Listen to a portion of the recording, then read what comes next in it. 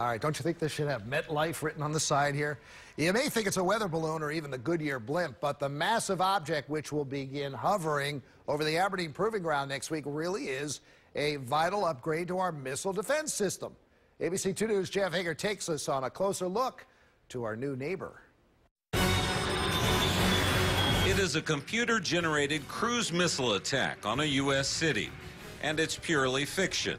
But in fact, as other countries step up their capability to produce such weapons and to sell them to the highest bidder, the North American Aerospace Defense Command, or NORAD, is trying to improve our radar network to prepare for such an attack. We needed something that is actually able to look over the horizon.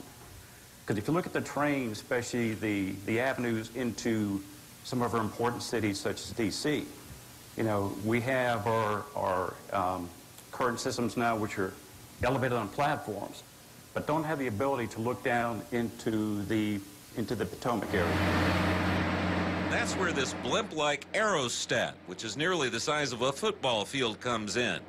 Next week, it will become a fixture above the Aberdeen Proving Ground, 10,000 feet in the sky.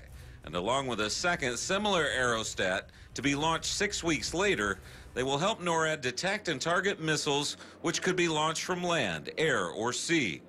The Army assures us they will carry cutting-edge radar, but they will not carry cameras that could invade on the privacy of people below. 1 week from tonight, Jalen's is going to be tracking Santa's sled very well as it flies low over the cities, but it will not be able to track Santa himself because it can't track people.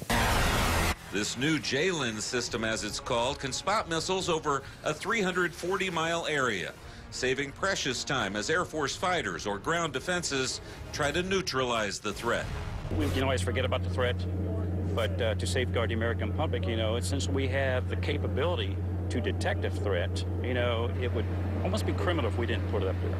And so that's one of the reasons why we're looking at the 3-year test for JLENS, is so that we can have the ability to detect a threat much further out. At the Aberdeen Proving Ground, Jeff Hager, ABC 2 News.